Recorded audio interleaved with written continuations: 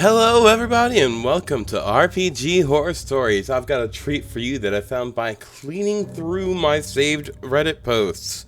And I also have a comment for today from ArtmanXP. I wasn't aware that Second Life had VR support or was still around after social media. Well, I'm sorry to disappoint Artman, but yeah, I'm using VSC Face for my VTubing applications, and the model is actually mostly made by me, except for the clothing currently. Currently I'm using some clothing that I kit bashed together from a couple of Skyrim mods. The skirt is from College Prestige Mage Outfit Special Edition. The butterflies, the wing, the circlet, and the earrings, those are all from Witchy's mod pack on the Skyrim Nexus. And the tube top is modeled by me, but it uses a texture in one of the models that is not available for public use in Witchy's mod pack. I do have permission for all of these, and I actually have links in the description to these mods where you can find the exact pieces of clothing that I'm wearing. And I will say that some of these are actually pretty fucking modified. So don't worry if it doesn't look the exact same in Skyrim as it does on me. Artman is publicly subscribed to me, which means that you should probably subscribe too, because guess what? When we get up there to 100 subs, I'm going to be reading the Old Man Henderson story to get us right there, smack dab in the middle of the Henderson scale. The story that started it all, baby. Alright, so I am going to say right ahead of time that this is a old as fuck post. It's over a year old. It does come with a trigger warning. The ones it lists are extreme homophobia, queer phobia, so likely more than just homophobia, real life threats of violence, politics, and more. We'll get into what that more is later. Now let's just hop on in. So, I have an absolute horror story in my repertoire. This is, thankfully, or whatever, my absolute worst experience ever in the TTRPG sphere. Worse than that guy when you meet literal murder hobos. I will reiterate the trigger warnings and risk spoiling the story. Trigger warning: Nazis, alt-righters, whatever, attempted murder, attempted drugging, and just sick people. Okay, warning out of the way. Onwards. This is years ago, thankfully. The System 3.5. The place? The Bible Belt of the United States of America. I had been an ST for a few people at a local game store for World of Darkness, especially Vampire the Masquerade and some of the darker, grimmer parts of it. I had a player join a Sabbath game, and seemed to really like it. He wasn't a stellar player, but I pushed that aside as he was from Dungeons & Dragons exclusively, and new systems can be hard to grok. He starts getting better and better as time goes on, finally understanding and getting the rules. It eventually comes out that I had a boyfriend at the time, and the new player seems shocked. You know what the great part about this post being so old is?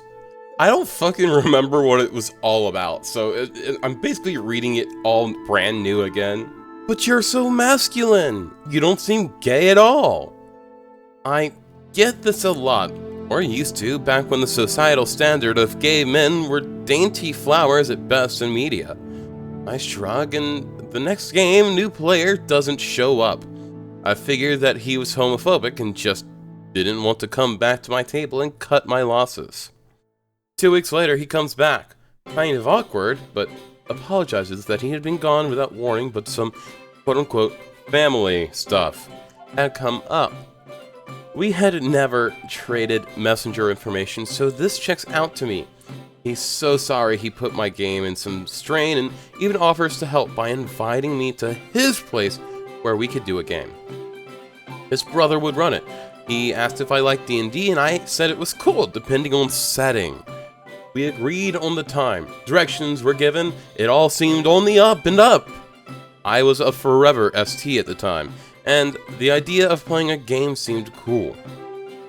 It was even going to be on Sunday, the day I had no game. For those of you who don't know what an ST is, it's basically a DM, so don't worry about it. That was how I was suckered into nearly losing my life. Something to know about where I lived. I was in the capital of a southern state, about 20 minutes from downtown. Nearby my house, if I drove 7 miles in pretty much any direction, I'd run into a small town. The kind of small towns where you get confused for being a drug dealer if you're a man with hair that hangs below your ears. The kind of places that still had segregated radio stations. The kind of places that ran the Confederate flag above the American and state flags. This place was one of those open wounds of small towns that had a church and gun store across the street from each other. I was instantly on edge, but having grown up nearby, I just knew it wasn't the kind of place I would like to live. That there was a game on the line. I'd also get to meet his cool family I'd heard so much about. Plus, I was used to Confederate flags everywhere is not a big warning, but more just a sad fact. I get to the house and there are enough cars, both working and non, that I have to park off the street. I walk up to his cozy 2-floor place and knock. I'm admitted, and they begin waving red flags at me like I was a bull and they were a matador. Weird, but okay. First, the brother, let's call him Craig with a K, offers me a bowl to put my car keys into so we can all focus on the game and not the world around us. I refuse because I had been to a game before that had turned into a swingers key party, and I'm not about that life. Craig says it'd be better for immersion. It's like being in a sensory deprivation chamber and you're just focused on the game. I say no again and pocket my keys. Craig glowers at me and puts the bowl down. Second, I had been told there would only be 4 players and a dungeon master. There was also Karen, the dude who invited me. Let's call him Peter's girlfriend, who's going to lunch.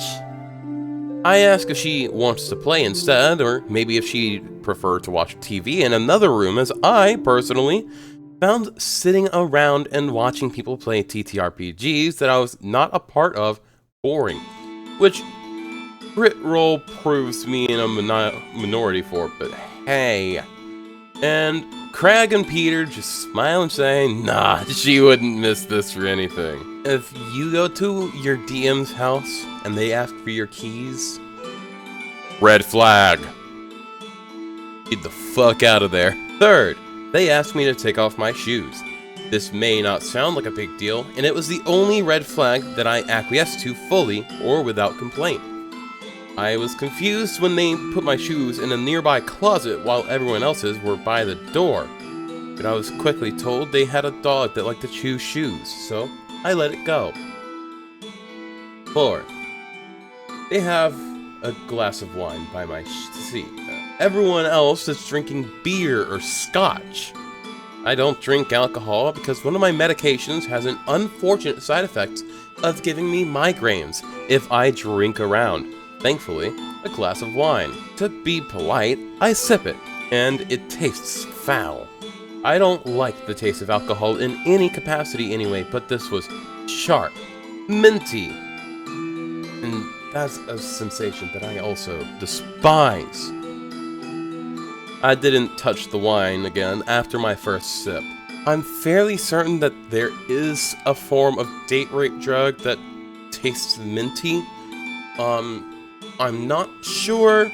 I can't find it on a quick search, but I do think that this is a red flag that OP should have been more aware of. 5th, in this homebrew world, the only deities allowed to be chosen are from the Norse pantheon, and none of them are anything but axes plus good, except Loki, who is chaotic neutral. Strange to me, as I don't view all the Norse gods as good in that pantheon, and I had been wanting to roll a cleric, but none of this interested me. 6, they try to get me to hand my phone over. Again for immersion! I say no and turn it off instead. This seems to tick off Craig and Peter even more. Even Karen seems a bit miffed. The other two aren't pleased, and one of them, I'll call him Ryan, even hands over his phone to show it's no big deal, and I politely but curtly replied that I don't have money for a replacement phone and would prefer nothing happen to it. Already, it's got all the ingredients for roofie, murder, and rape. 7th, I was told not to go upstairs under any circumstances, that Craig and Peter's grandma had dementia, and they might get scared if they saw someone new. I thought it was pretty strange they'd state this and invite a complete and total stranger over to their house, along with 2 other non-family members. If this was the case, especially if she could just walk downstairs, but whatever. 8. Not noticed until I was going to the bathroom later. A room with a few tarps in it, but no sign of paint or home renovation anywhere else. That's a kill room. 9th, finally, I was told that Craig and Peter's dad was a cop, and that he was a no-nonsense type about having his man cave, the basement, off limits too. Whatever, I didn't want to go to the basement or see some dude's man cave. I only asked if he knew my cop friend, and then pointed out that the cop I knew was head of the Internal Investigations branch of the police, the one who checks on other cops to make sure they're not fuckers. I think that's what saved me. So, we finally start introducing characters, as I'm rolling up mine. We have Peter, Paladin of Thor with a huge-ass warhammer, human. Ryan's sorcerer who believes Odin gave him his magic, chaotic good, human. Weak Link, rogue who follows Loki, chaotic neutral, human. Me, I had a half-orc cleric rolled, but had been told this was a human-only world, and was having to re-roll and end up with a human cleric of Baldur, because I wanted to make a pun on Baldur's Gate. No one got it. The game starts. Karen, who's supposed to be watching and learning, is on her phone the entire time. iPhones were still the super age, and I figured she was just surfing the web or something. Craig, continually, tries to get me to drink more wine. In-game toasts, mentions of thirst, the heat of the sun. He got ticked when I didn't drink, and Peter almost gave me a death glare when I asked for a bottle of water. Karen said she'd go get it, and it's gone a long time for just a bottle of water. When she returns, the top is already unscrewed and the seal broken but reapplied. I noticed there's some fine grit at the bottom and just figured this is a filter job in a dirty bottle. Karen grins creepily at me and tells me to drink up. I don't. I didn't want dirt in my body. Smart idea, OP. Good job. Don't drink the date-raped water. The game keeps going haphazardly, as if the DM is fumbling after the first 2 scenes. We end up in a fight with some kind of ape creature, which seems strange to me as this was supposed to be Norse-inspired, and after a grueling combat I realized that this game is not for me. I ask where the bathroom is and get told where the one I can go to is. This is when I see red flag number 8 from above. As I'm in the bathroom, contemplating how I'm gonna break out of this without hurting any feelings, there's a weak, light knock. Either their dog had bumped into the door until it happened again. I open the door. Weak Link is standing at the door, looking down the hall like he's on lookout. Weak Link, whimpering. Is it true that Cop is your family friend? Yeah, why? Would Cop miss you if anything happened to you? Me, confused as hell while my stomach sank into my gut. Yeah, Cop is my godparent. Why? You've got to get out of here. What's taking so long? He's taking a huge shit, man. Just wait. And he turns back to me, still whispering, but with some conviction. Peter's trying to get his red laces by killing a fag. He chose you. He don't want to... I don't want to go to jail, man. Just fucking go. I didn't know what red laces were, so I looked it up. Our DM in this case is a skinhead. Wow. Great. Wow. Holy fuck. That explains a lot. Especially the kill room. Now, for those luckily not in the know... Oh, hey, what'd you know? They've got it right here. Red laces are a shoe code. That means someone has murdered someone to earn them. Common enough in neo-Nazi circles. I knew what it was, but was a bit incredulous at first because I didn't want to believe it. I giggle a bit, so nervous and awkward that I want to play this off as a joke before Weak Link presses his hand to my mouth and just motions for the room deeper into the house and points. I like to think I'm good in crises, and I was in this time too. I make it into the room and lock the door. I then bolt to the window and open it. A screen is in there. That's when I heard footsteps in the hall and the sound of flesh hitting flesh. Hard. A yell. Someone says, "Race traitor." And I just punch the screen as hard as I can and threw my fat ass out that window like an action hero. I hurt my wrist on the landing, but goddamn it, adrenaline was pumping. I run to my car, crack the window and the door open, and I'm driving off without even fucking closing it. I race home, checking to make sure I'm not followed, or thinking I did. I was freaking out at this point. I was figuring any car headlights might be them. And I go to my mother's house because it's closer and no one from the game shop knows where it is. I tell my mom what happens, and she thinks I'm joking until she notices that my wrist is swollen to the extreme, I'm pale, and that I'm hyperventilating. And I have no shoes. She calls our cop friend, and we have an escort at the night. I report the cop father. Since I know the last name of Craig and Peter, and my godparent makes a quick visit sometime at 4 a.m.-ish. Turns out the man cave there was a shrine to the Third Reich and several city codes being broken about cars in the land. Too long didn't read this part. Cop dad gets fired for having a shit ton of GHB and other drugs in the house since it's not illegal to have a shrine to racist pieces of shit. And the others eventually get arrested on drug and other charges. Not timely enough for me, but it happens.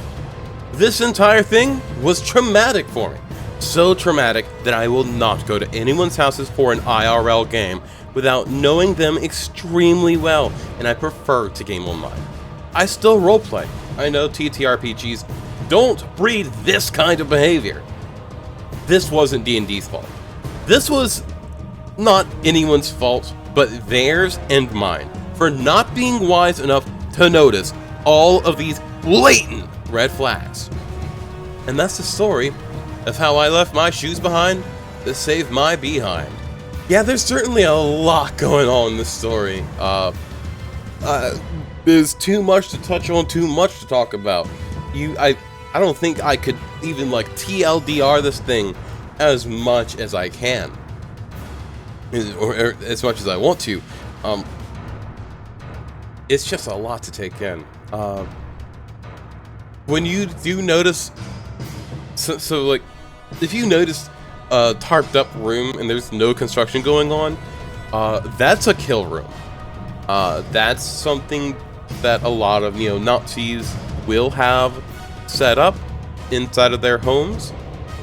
From time to time, they will have a kill room. And it's not just neo-Nazis, but they're the ones that I usually know about this from. And basically, you know the internet tale about the Red Room? They basically do that for their skinhead friends. That's what that is. And for like all the GHB and other drugs, I can understand, absolutely. I'm not gonna say that like it was exactly how, but with some of the drugs that they likely had, I'm guaranteeing you they had more than just GHB. But with some of the other drugs that they likely had, so like coke, meth, the stimulant end, they can force you to stay alive for longer, force you to scream more, and that's what they tend to do. If you're gay, they lull you into your house, they take your shit, drug you, and then they use you in a red room for neo-Nazis. So stay safe out there. There's not many ways to see this coming, but as a general reminder, don't ever give your keys to your DM. Don't worry about your shoes. Some people are like that, but if you see them put your shoes inside the closet and there's everyone else's shoes at the door, run away instantaneously.